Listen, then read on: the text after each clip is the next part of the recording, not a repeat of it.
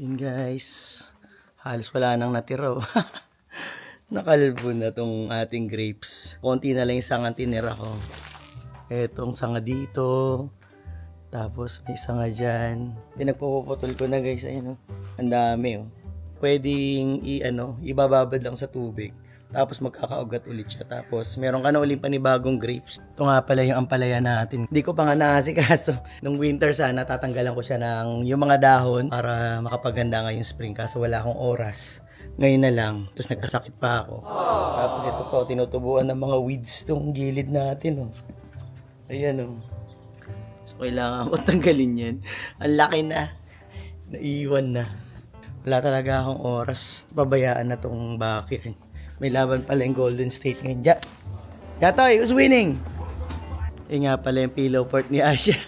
Doon naman nagtayo ng bahay-bahayan. Ang gulo ng bahay. Oh, New York. Ayun. Sabi ko nga kay Jairus manonood kami ng basketball ko kasama, kaya lang sabi ko mamaya na lang pag mga fourth quarter na. Kasi nga maglilinis ako dito sa likod bahay. Kasi sa mga susunod na araw may pasok na naman ako, hindi ko na naman maasikaso to. Tapos yun nga, nagkasakit pa ako. Nakonsensya nga ako kay Jairus kasi sabi ko sa kanya, mamaya magsasama tayo, manonood tayo.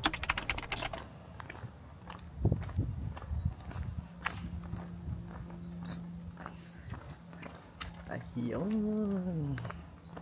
What's up? What's up? Sundo kami ng bata. Actually si Asya sunduin namin. Lakad lang kami ngayon. Ang ganda ng temp, 71 degrees Fahrenheit. Maano na yung mga puno dito, ang dami ng dahon. Okay na yung boses ko ngayon, updated na tong vlog na to. Yung part ng vlog natin, yung in-upload ko nung nakaraan. Medyo garalgal pa yung boses ko. Pero ngayon okay na. Okay na po tayo. Ang ganda na kasi yung mga puno. Marami ng dahon. Problema lang. Ayun, magsisimula na naman tayo magpulot-pulot. Yung mga puno doon sa amin, mas ibang klaseng variety. Ang dami ng dahon. Yun lang. Walang masabi. Kanina pa ako guys, nag-iisip ko ano sasabihin ko sa inyo habang naglalakad kami. Wala akong maisip. Kaya kung ano na lang sinasabi ko. Ayun. May nasabi ka na. May nasabi na ako, ha? Wala akong masabi. Ano ba sasabihin ko sa inyo? Dito tayo sa eskwelahan.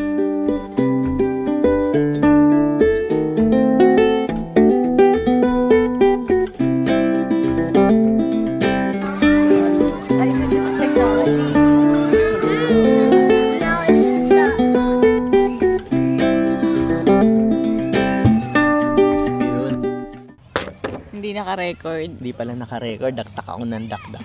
Sayang. Sayang. Take two. Take two. So yun guys, habang naghihintay tayo kay Asya, naglalaro siya sa park, may babasahin muna akong isang comment. Ayun, mula kay View Ninyo. Hello po, silent viewers po kami ng husband from Dubai. Since year 2023 po, napapasaya nyo yung weekends namin. Ang dami namin nalalaman about sa life.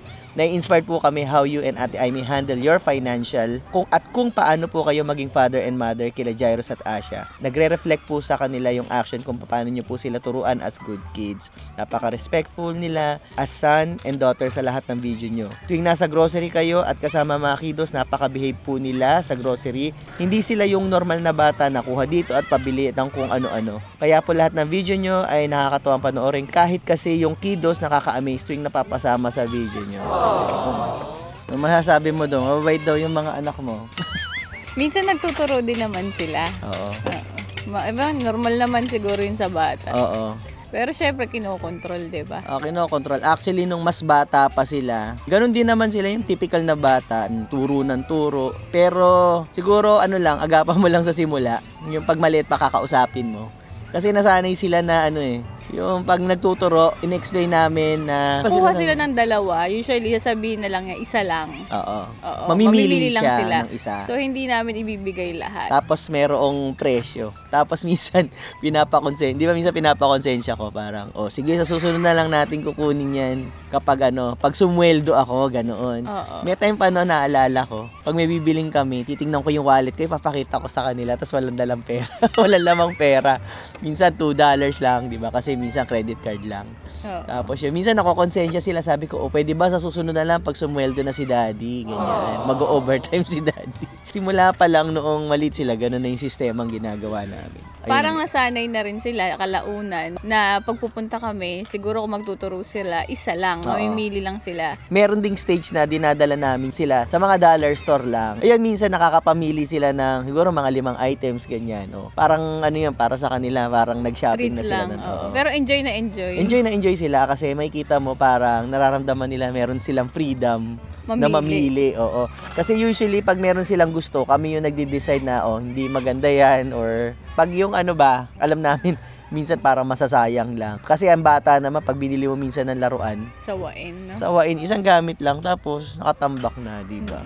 Tapos pag nangyayari yon, pinapakita namin sa kanya, nasaan na yung laruan mo, nakatambak na lang, isang beses mo lang nilaro, di ba sayang, ganyan. Nakakalat sa bahay, Lalo sayang pera.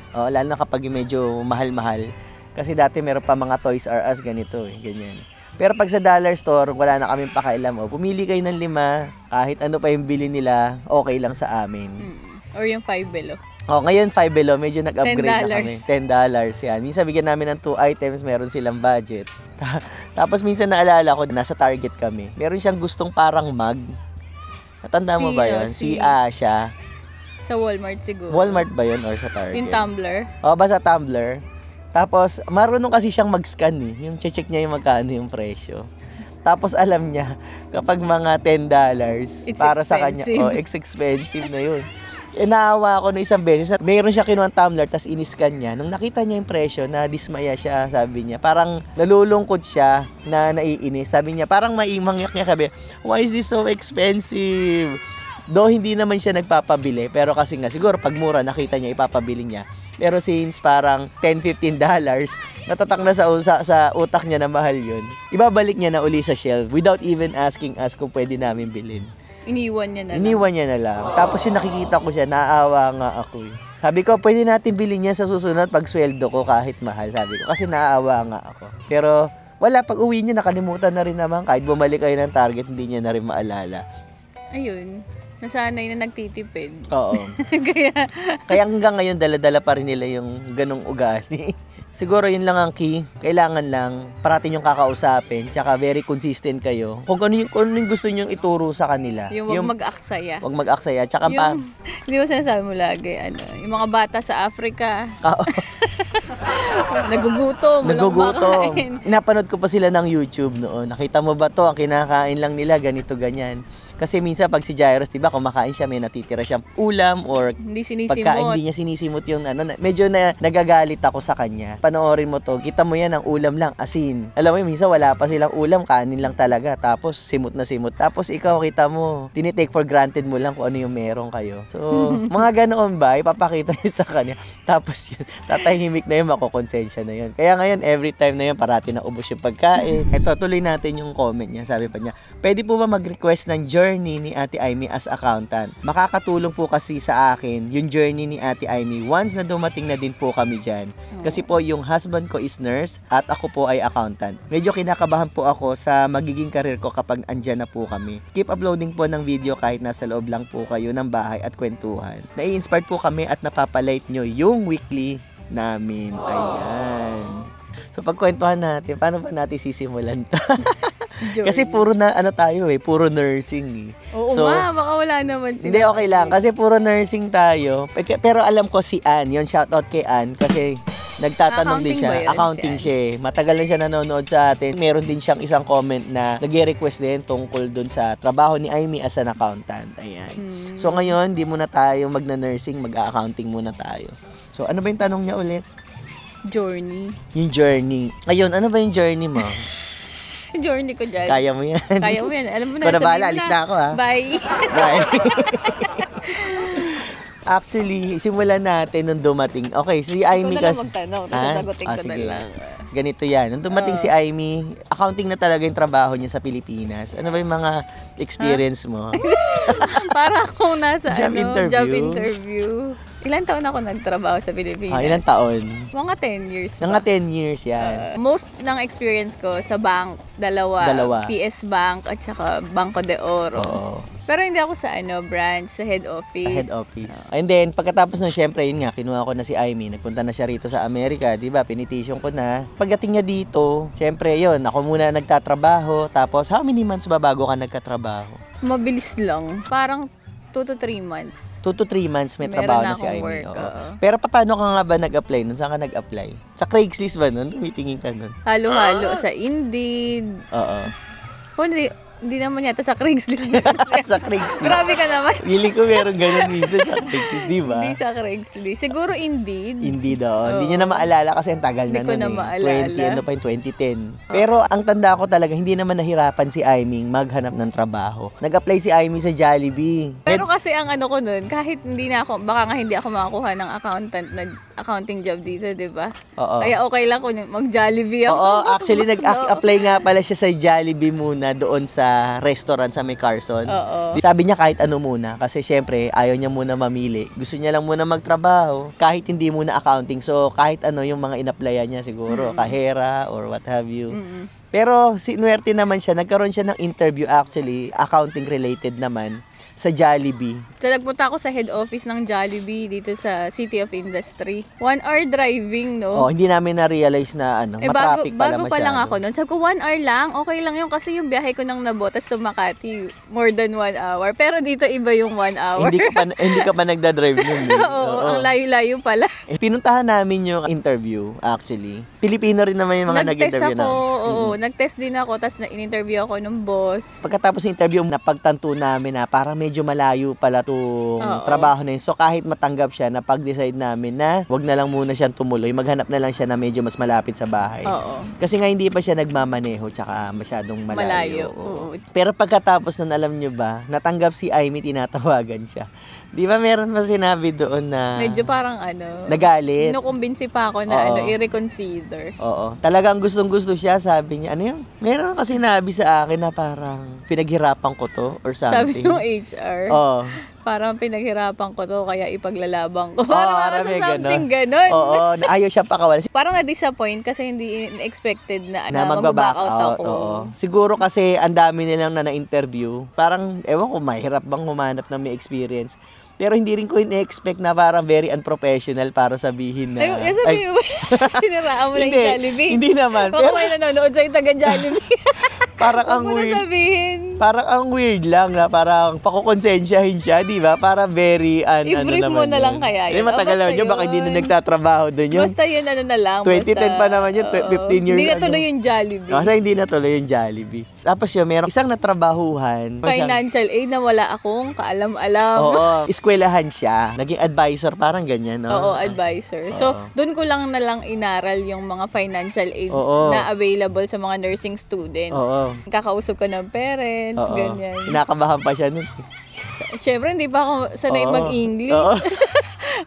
Siyempre, pag mga foreigner, medyo Oo. na, di ba? Sabi nga ni Aimee, nakakatawa. Nakaka-stress. Kapag daw, di ba, may sarili siyang opisina, aba? May sarili akong office. Ano siya, very overwhelmed. Tapos, siya yung pupuntahan doon, let's say, darating yung parents ng estudyante, kakausapin siya, siyempre, i-scrutinize siya, di ba? Yung mga tuition fee, mahal nun mga tuition nun, 100,000 yung pag nursing, eh. Oo, papaliwanag mo kung paano yung mga student loans. At ang daing tanong. Daing tanong, siyempre, pera yun. parang at the end of the day, minamalat na ako. Oo, Dahil syempre si Amy medyo nasya-shock pa rin doon sa ano eh. Yun yung isa sa mga kapag bago kayo, kahit naman ako as a nurse, yung language barrier, kahit sabihin mo nag-i-English tayo, minsan pagkaharap mo na yung pasyente, lalo na kung ibang lahi, yun nakaka-add ng nakaka-intimidate. Stress. Oo. Sabi nga ni Amy nun, kinukwento niya parate, kapag ang magulang daw, kunwari, Asyano. Ba't gano'n? Sabihin mo ba yun si Raulo? Huwag na. Kapag pag kasi yung mga Asian, okay lang. Mga Vietnamese, mga Chinese. Medyo may confidence si Amy kasi parang nakakasabay siya. Okay lang. Ganyan. Kasi minsan may language barrier din siya, kaya hindi siya masyadong na-intimidate. Oo. Pero pag dumating na yung mga puti, yung mga ganyan, yung puti. mga matatangkad na matatangkad. ng mga mukhang mga CEO itsura, yung mga ganyan. Gabi siya. Ganun kasi, bihis na bihis, di ba? Medyo nai-intimidate si Amy nun. Parang di raw siya makapagsalita masyado. Tapos tanong ng tanong. Tsaka mahirap kasi nga, yun nga, yung pagpasok niya doon, wala siyang kaalam-alam about financial aid. Kasi medyo, magulo rin yung sistema. Pwede ko sabihin. Huwag mo na sabihin. Baka hindi mo alam kung sino yung nanonood eh. Pero yun ang pinaka talaga formal kong trabaho. Yung financial aid. Oo. Nag-last ka rin doon ng ilang taon? Siguro, 2 years, 3 years. Mga 3 years 2 din. years, 3 years ba? And then after that, umalis na siya doon sa nursing school. Kasi gusto niya na rin talaga yung totoong accounting job, kung saan yun yung tinapos niya. And then, nakapasok nga siya dito. Yun na yung huling naging trabaho niya bago kami lumipat dito sa Northern California. Actually, trabaho pa rin niya rito yun as nagpa-part-time siya tsaka work from home siya doon. Ngayon, maganda yung trabaho niya kasi parang engineering firm siya. May structure talaga yung company, no? Oo, ilang years ba ako doon? Siguro mga 12 years yan. 12 years. Yan, nakaabot din si Amy doon ng 12 years. So, natanggap ako as junior accountant. Oo. Ayun na yung talagang formal na na formal training na talaga. Accounting talaga. Actually, lang yun medyo aksidente lang. Hindi man aksidente, pero nagkataon lang din dahil yung pinagpa-practice namin mag-driving doon sa Long Beach. Doon lang yung yung kumpanya niya para siyang business. Parang business area yun. Business area yung maraming building, maraming company. Tapos inisa-isa lang namin noon. Hindi, kasi ang ginawa ko noon, kasi since gusto ko yung location nila, so nagpunta ako sa website. Tapos kinuha ko lang yung email nung HR. Tapos nag-email ako diretso sa HR ng resume. So nagkataon may hiring. Pero walang posting. Medyo lang si Amy, talagang kailangan masigasig ka lang din, madidiskartehan mo. Kung gustong-gusto mo talaga, yun, kailangan maghahanap ka kahit minsan walang hiring. Ina-applyan niya, tapos nagkataon nakakuha siya ng interview. Maganda yung kumpanya na pinasukan niya. Sa lahat ng mga pasukan niya, ito yung okay talaga.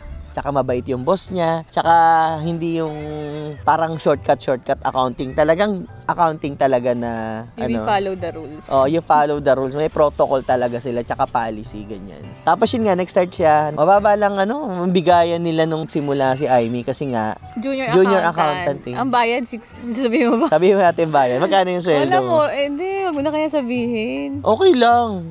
Sabihin lang namin kung magkano yung starting niya. 12 years ago. 12 years ago, yung junior accountant siya. 16 lang yun. $16 per hour. $16 per hour. Pero okay lang, hindi naman ako choosy. Kaya gusto ko lang magkaroon ng talaga experience. Anong totoong accounting na trabaho. Kumbaga makatapak sa loob ng accounting, di ba?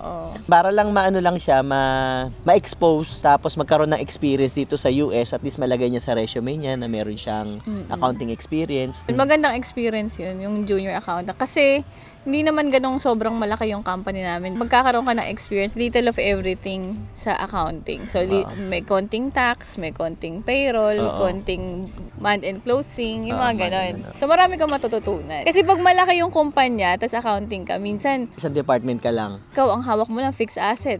Fixed asset lang. Kung payroll ka lang.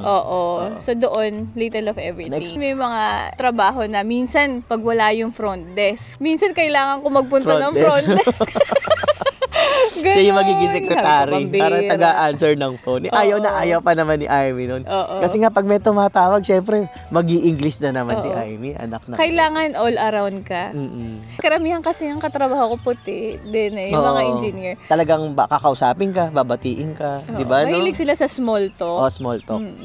Kaya yun, nasanay na din. Nasanay na rin. Kahit di niya makaintindihan minsan yung humor. Tatawa na lang. Tatawa na lang siya kunwari. Pag nagtatawa na lahat, tatawa na lang siya kunwari naintindihan niya.